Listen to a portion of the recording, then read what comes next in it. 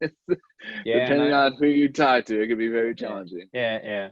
And I think from the outside, from European perspective, I think it's so important that it's going back to the roots, united, and that the nation is going to be united again, even though if it's a Democrat or a Republican. So yeah, very important for Yeah, the whole nation that yeah, they can it, yeah, move on together. Yeah. yeah, yeah. So, but yeah, that's where we're at. So, Mm. but yeah, I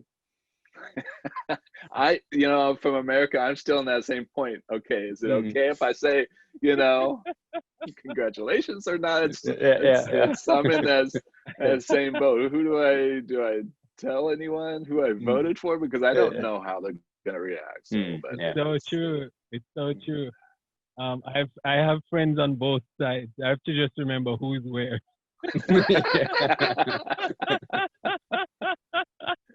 oh my goodness. What a year! What a year Yeah. 2020 has been. Who would have expected it? Hey man, it's Man Up Mondays where we build our mental muscles through motivation. So keep moving. We have two guests with us here today, Jeff Orero and Martin Stromberg. Martin is from Denmark and Jeff is from California, USA. Guys, talk to me. What has that been like? What's one area you felt like you wanted your dad to teach you and he wasn't able or maybe couldn't do that for you? Martin, let's hear a little bit from you. Actually, I've been thinking a lot about that question because my mom and dad got divorced when I was at the age of 6, 7 years. And actually, I think that being more a part of my life in a way that he intentionally wanted to influence me in some things, maybe later years, I have been thinking about why was he not more demanding about wanting to see me learning things that could be a gift for me later in my life. So some part of it is actually disappointments that he didn't, in an intentional way, wanted to teach me stuff and say, well, this is value for me. So I think it's going to be, yeah, a big part for you. So actually, for a dad showing who he really is and knowing his values, because I think that will grow more inside of you.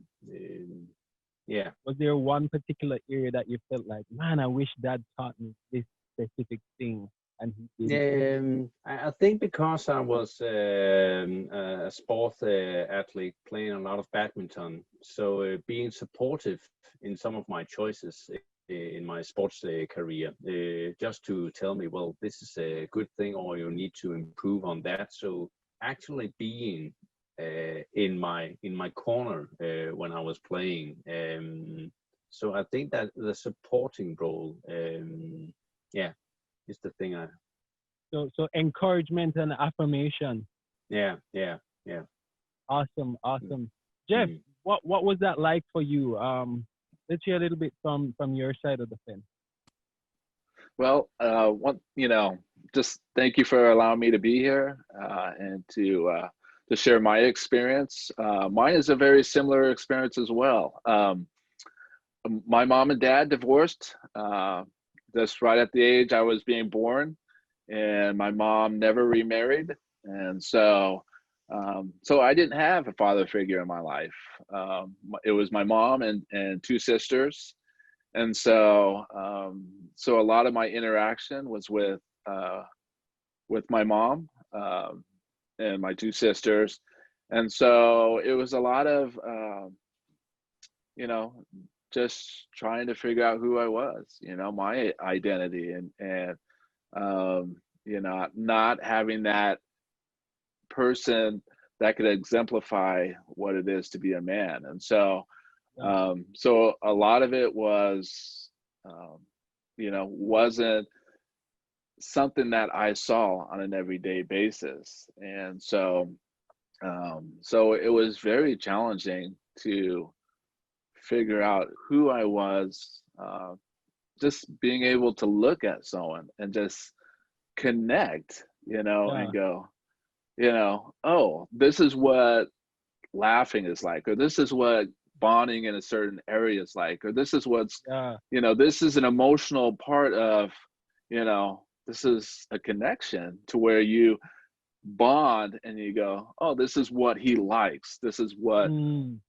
what would influence me, or what makes him, exciting to see. And so when you don't have that, you really, for me, it was like, what does that mean for me? Yeah. And so there was really a challenge on figuring who I was growing up. How would you say you went about learning some of that with your dad not being around? How did you go about learning that? Well, some of it was not in the greatest experience, you get to do a little bit more because I don't want to say some of it was not in the positive way of learning things. Yeah. Yeah. You get, I got to roam a little bit in areas where, outside, and staying up late and stuff like that. But I did learn a lot from my friends' dads. And I was also in sports, and so my coaches, you had to, when they said something, you did, Mm. what they were asked to. So you learn discipline. But the interaction with my friends' dads, that's where I made my connection. The everyday, how did they connect? What hobbies did they have? And they didn't exclude me, and so I got to be a part of what they were doing. And it's really that interaction, on how they treated their sons, or their sons treated their dads. Yeah. And so it was a lot of learning, from watching other people's, other, I should say, my friends' dads, and just seeing how they interacted with one another. Oh, thank you, Jeff. I know both of you have children. Jeff, you have remind me how many kids you have. I have 5 kids. You have 5 kids, and Martin, you have remind me how many again? All together with my wife, then we have 6 kids. Yeah. Awesome. How do you feel like that affected parenting for you, Martin? Well, I think that because of some of the things, maybe where I also didn't have a father, and the role model sometimes I wanted, then in now investing time in my kids is actually one of the most important things in my life. Yeah. So when they go to their sports, and if they go to music or something, I want to be there. I want to encourage them. I want to be a part as much as possible in their life, to have all these experience together with them. And with that many kids, well, it's not easy to have a job. Yeah. Yeah. Because I think that that's life. And if you want to leave a legacy, and want to tell them about values, and how to be influential to other people, you need to be together with them. Where do you feel like there's been a moment where you couldn't do something that you felt like you should have learned as a man, and you didn't know, and so it caused you to feel ashamed, and because you felt ashamed, you retreated, you pulled back, because you didn't know what to do. It made you feel ashamed. For example, I remember when I had my first car, and I did not know how to put the ear, like to gauge the pressure of the ear to go in the wheel. And I had to ask another guy, and the guy was looking at me strange, like, dude, you don't know how to do that? Like, seriously? And it made me feel ashamed and like, man, as a man, I was supposed to know how to do that. But my dad didn't teach me that, even though, he had vehicles and he's actually in the machinery industry. Like, he was supposed to teach me that, and he didn't for whatever reason. But that was a moment of shame for me, and so it made me feel embarrassed. It made me, it caused this inward retreat in me, like, oh, I am supposed to know that, and it does something to you like that. Has there been a moment where you felt that kind of vulnerable, had that vulnerable experience where there's something you should have known but you didn't, and you're like, man, my dad didn't teach me this? I think for me, it's more of, like a parenting skill, Yeah, where I'm early on, because our oldest is our son. And so to now be the dad and impart wisdom or that relational bonding with yeah, our son, because I didn't have that, it was very challenging to interact because I didn't know how to do that, and so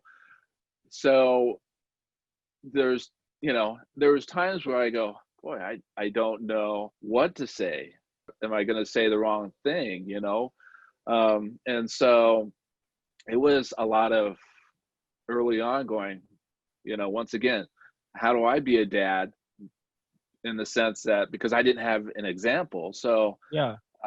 so it was very challenging to figure out on that part of it. And yes, I wanted the best for my son. I wanted, to see him achieve and to bond. But then it was kind of like, how do I do that? How did that make you feel? Oh, it was challenging. I mean, I was, internally, I struggled. I mean, I didn't share that with my wife. It was more of, something I held on inside, because I was ashamed that I couldn't, even though I wanted the best for him, it was hard to express that because no one had expressed that to me. One of my friends, his dad, they built cars, model cars, and you just think of stuff like that, like, I mean, would my dad taught me something specific, something small that I could have like carried on to maybe now have a tradition with my son, or how to bring him into, oh, let's connect on this way, so there's just so many number of things, that I could think of that, oh my goodness, and my dad had taught me this. Martin, what would you say to guys out there who are struggling in this area? How would you encourage them? What would you say to them? My dad was not that good at saying apologizing. So actually learning that by myself, even though I have a big brother who's 8 years older, who has been for a long period the role model then for me, but then not having that thing, example. So it took me many years to be good at apologizing, and actually also asking for help when you need help, reaching out, saying, oh, I'm in trouble right now, then just deal with it by yourself. And that's very, very tough, because even though if you sometimes have family or close friends around you, but if you haven't learned to reach out to others, and then actually sometimes saying, well, I need help right now, because when I was needing help, for example, if I was ill at work, I would phone up my boss and say, hey, it's Martin, I'm not that good today, bye. And he would think, well, he didn't sound that ill. What's going on with this guy? So actually, being the person also in voice at the same time.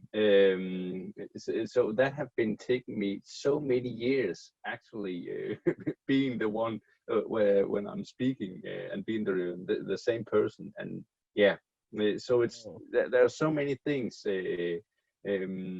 because you do not know how to do it, and then you find out later when someone yeah nicely and gently tell you, well, sometimes when you say these things and maybe just yeah, go for it and do it, and for example just ask for help. Oh, is that allowed? Yeah, of course it is. So yeah, I think sometimes to get through it, and if you then ask questions, ask as many questions as possible, and may of course sometimes by yourself. But uh, isn't the problem with asking questions, doesn't it make you feel like, man, if I'm asking this question, I'm supposed to know the answer? I feel like that's yeah, yeah, sometimes the challenge where you wanna ask the question, but how's it going to make you feel asking a question that you feel like you should already have the answer to?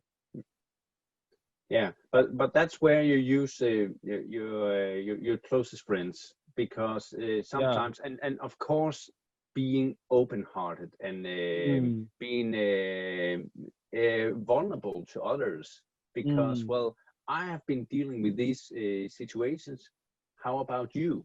And yes. actually many times other, oh, you feel the same way.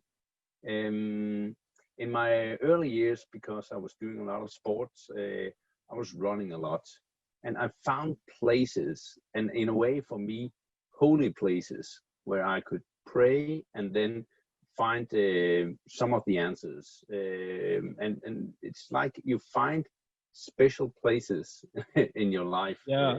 There was a great forest where I lived close to, and there was just this area where I could focus, and just like then bringing all the pieces back sometimes. But use your friends and be vulnerable, because it's the only way, and we all dealing with the different kind of stuffs. It's just about are you curious enough to open up, because Yes. of course sometimes it takes a long time, So no doubt about that. vulnerability is the key.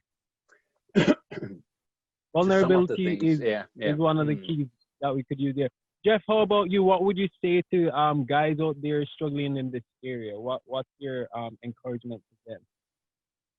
Well, I think definitely having someone that you can confide in, that you know on a personal level that they're not going to share your